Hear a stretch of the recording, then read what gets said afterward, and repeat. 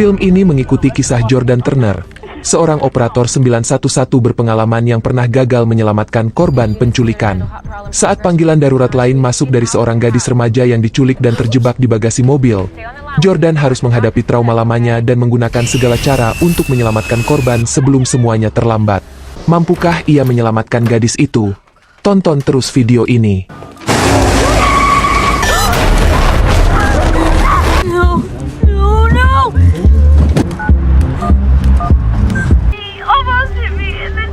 No location. It's a disposable, no chip. Jordan, I don't want to die. Casey, you're not gonna die.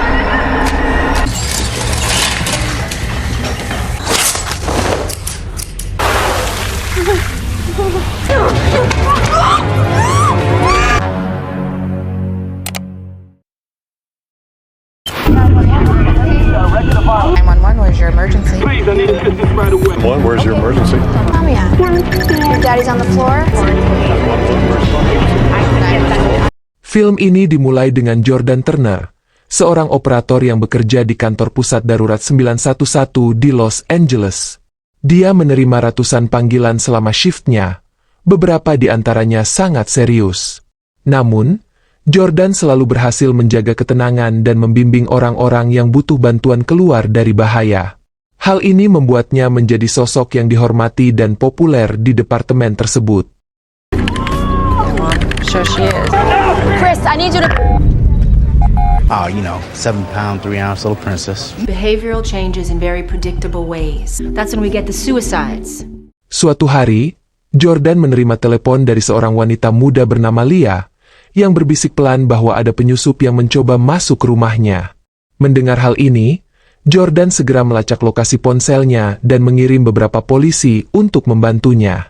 Dia kemudian memerintahkan Lia untuk bersembunyi dan mengunci diri di kamar. Gadis yang ketakutan itu menurutinya, dan dia perlahan-lahan berjalan ke atas. Leia, listen to me. Find a room and lock yourself in it right now. I'm upstairs in my room, but the door won't lock. Is there a window in the room? Don't speak. Stay quiet, okay? Officers are gonna be there. Saat penyusup memasuki rumah, dia mulai menggeledah setiap kamar. Saat itu juga, dia melihat jendela yang sedikit terbuka dan sepatu Lia tergeletak di tanah di bawahnya. Hal ini membuatnya berasumsi bahwa dia pasti sudah melarikan diri dari rumah. Dia kemudian turun ke bawah dan mengejarnya, tidak menyadari bahwa Lia sebenarnya ada di bawah tempat tidur. Tiba-tiba, panggilan 911 dari Lia berakhir, menyebabkan Jordan panik dan menghubungi ulang nomor tersebut. Sayangnya, nada dering itu memberitahu si penyusup tentang lokasi persembunyian Lia dan dia akhirnya menyeretnya keluar.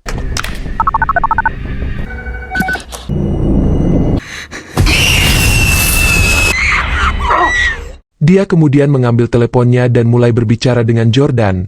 Ia dengan putus asa memintanya untuk menyerah, sambil berkata polisi sedang dalam perjalanan, tetapi penyusup itu tidak terpengaruh.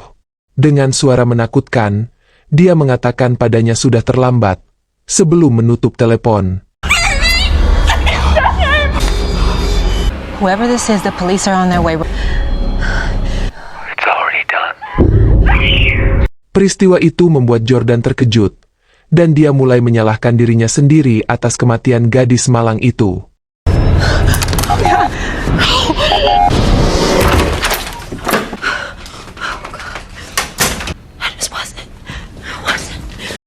Beberapa hari kemudian, Jordan kembali bekerja, tetapi dia masih trauma dan gugup untuk memulai tugasnya. Lebih buruknya lagi, berita tersebut mengungkapkan bahwa mayat Lia ditemukan dalam kondisi yang sangat mengerikan di dekat jalan raya. Jordan tidak tahan lagi, jadi dia berhenti bekerja dan pergi ke balkon untuk menghirup udara segar.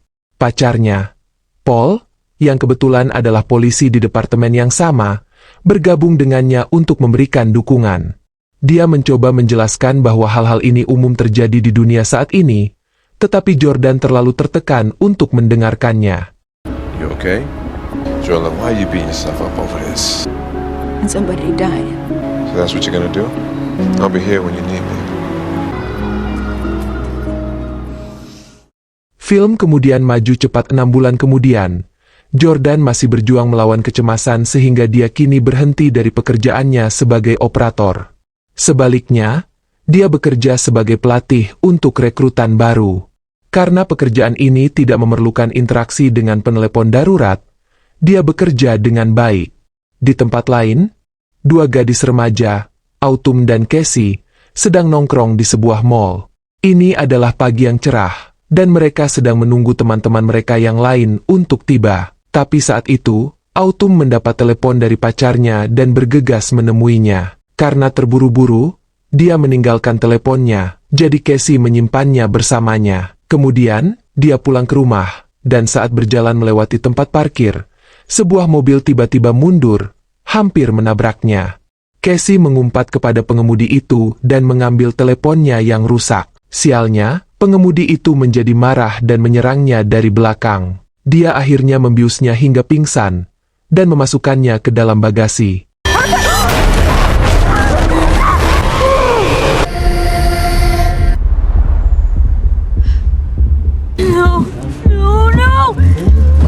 Di markas 911. Saat Jordan sedang memberi instruksi kepada para rekrutan baru, seorang operator tiba-tiba menerima panggilan. Ternyata itu dari Casey, yang baru saja sadar kembali di dalam bagasi mobil.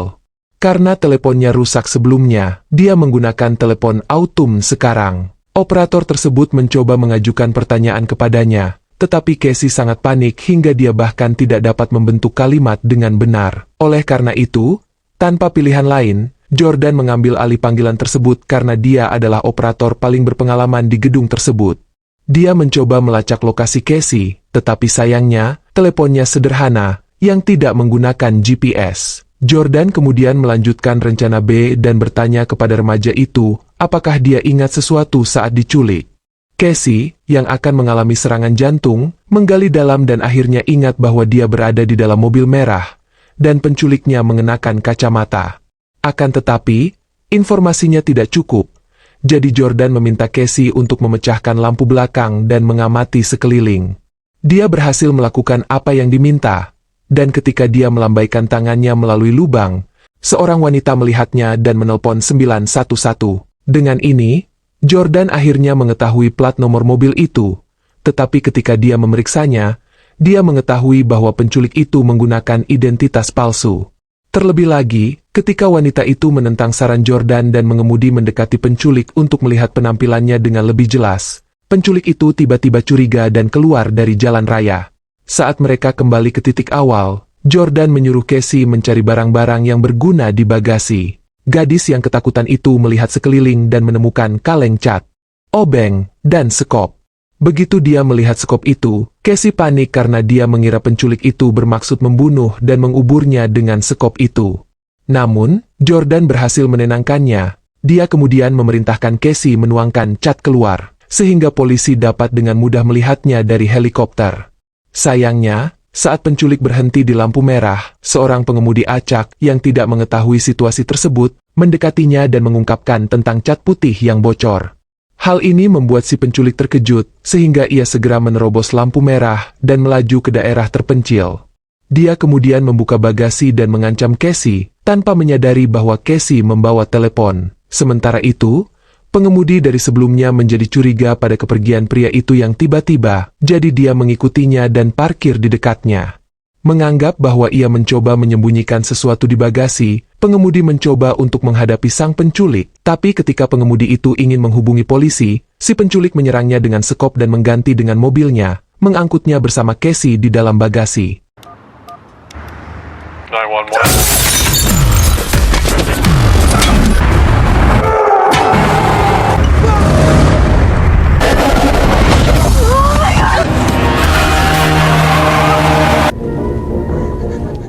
Dalam adegan berikutnya, Paul dan rekannya mengikuti jejak cat dan menemukan mobil penculik yang ditinggalkan. Paul juga memperhatikan darah di sisi mobil dan botol kloroform yang pecah. Ini memberinya ide, dia sekarang dapat menggunakan botol itu untuk mendapatkan sidik jari si penculik. Sementara itu, Casey terus berbicara dengan Jordan, menjelaskan kendaraan baru yang mereka tumpangi. Tiba-tiba, pengemudi di sebelahnya terbangun dan mulai berteriak. Hal ini membuat si penculik waspada. Ia lalu memarkir mobilnya, menyingkirkan pengemudi itu dengan dibunuh, dan kemudian memasukkan kembali mayatnya ke dalam bagasi.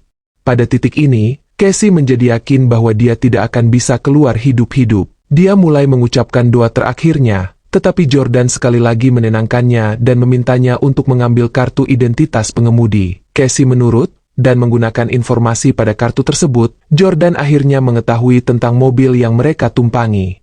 Saat itu, penculik menyadari bahwa ia kehabisan bensin, jadi ia menepi di sebuah pom bensin. Casey, yang baterai ponselnya juga lemah, menggunakan kesempatan ini untuk memanjat melalui kursi belakang mobil dan berteriak minta tolong. Rencananya berhasil, dan seorang pekerja di dekatnya memperhatikannya. Namun sebelum dia sempat bereaksi, penculik itu menghabisinya dengan menyemprotkan gas dan membakarnya. Dia kemudian memukul Casey hingga pingsan dan menutup bagasinya. Open the door now! Stay back!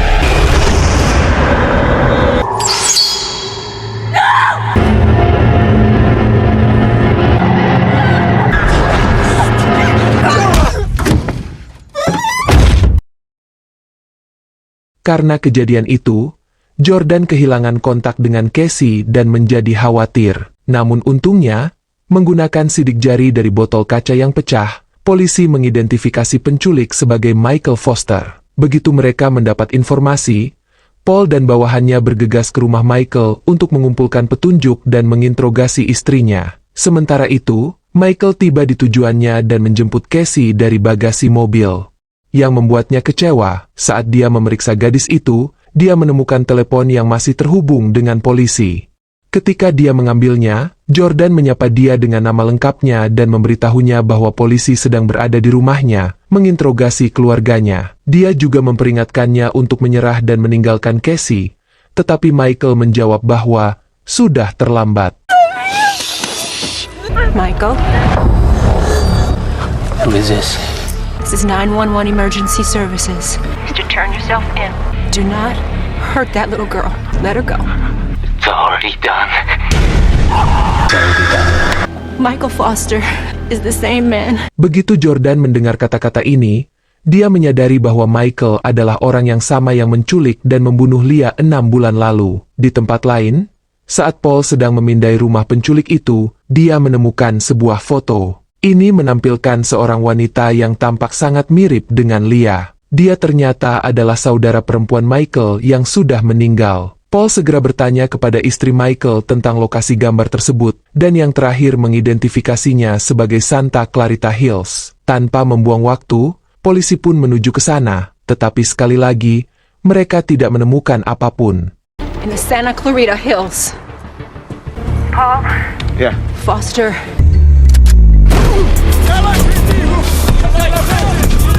Alright, everyone, let's clear out of here. I want barricades on the... You to go home, and I want you to take care of yourself. Sementara itu, Michael membawa Casey ke bunker bawah tanah dan mulai mempersiapkannya untuk prosedur medis.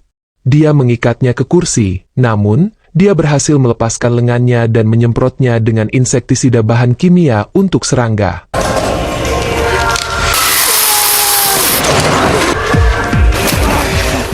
Casey kemudian mencoba melarikan diri, tetapi sayangnya, Michael dengan mudah menangkapnya. Saat ini, sudah tengah malam tetapi Jordan masih berada di pusat panggilan, mencoba mencari petunjuk lain dalam kasus ini.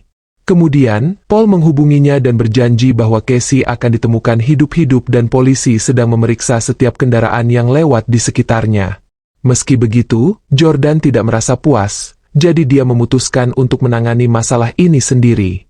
Dia menuju ke rumah tua Michael yang terbengkalai, di mana dia menemukan beberapa foto keluarganya. Saat Jordan memeriksanya, dia akhirnya mengetahui bahwa saudara perempuan Michael meninggal karena kanker yang sama seusianya dengan Casey. Menganggap sudah terlambat, Jordan yang putus asa bersiap untuk pergi, tetapi tepat saat itu dia mendengar suara latar yang sama yang dia dengar sebelumnya dalam rekaman panggilan telepon Casey. Jordan kemudian melihat sekeliling dan menemukan telepon Casey yang hancur dan lubang bawah tanah. Di saat inilah, akhirnya dia menyadari bahwa Michael melakukan semua kejahatan kejamnya di dalam bunker. Jordan ingin meminta bantuan, tetapi dia juga takut hal itu akan membuat penculiknya khawatir. Oleh karena itu, setelah banyak pertimbangan, dia sendiri menuju ke dalam bunker. Begitu Jordan mencapai pangkalan, dia mendapati Michael sedang bersiap untuk sesuatu.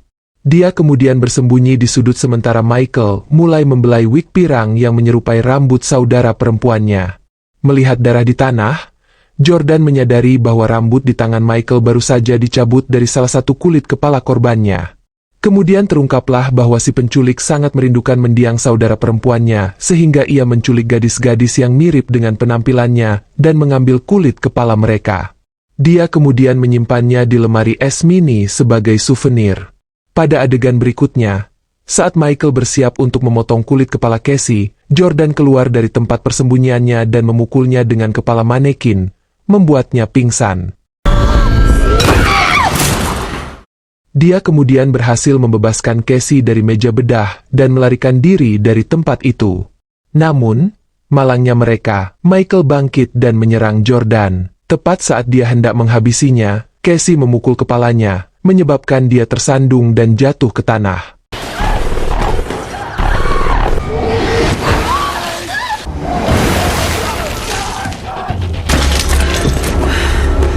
Kedua gadis itu kemudian keluar dari bunker, dengan Michael mengikuti mereka perlahan. Begitu dia mencapai puncak, mereka menyerangnya dan tanpa ampun melemparkannya ke dasar bunker. Merasa aman untuk pertama kalinya, Jordan berencana untuk meminta bantuan, tetapi Casey menghentikannya, mengungkapkan bahwa dia punya rencana lain. Dalam adegan terakhir, saat Michael bangun, dia menemukan dirinya dirantai ke kursi bedah yang sama. Jordan dan Casey kemudian mendekatinya dan menyebutkan bahwa mereka akan meninggalkannya di bunker sebagai hukuman atas kejahatannya. Mendengar ini, Michael panik dan mulai menangis. Dia memohon agar polisi dipanggil dan ditangkap, tetapi gadis-gadis itu mengabaikannya dan meninggalkan ruangan. Film berakhir dengan catatan yang memuaskan ketika si pembunuh psikopat dibiarkan membusuk di dalam bunker. It's already done.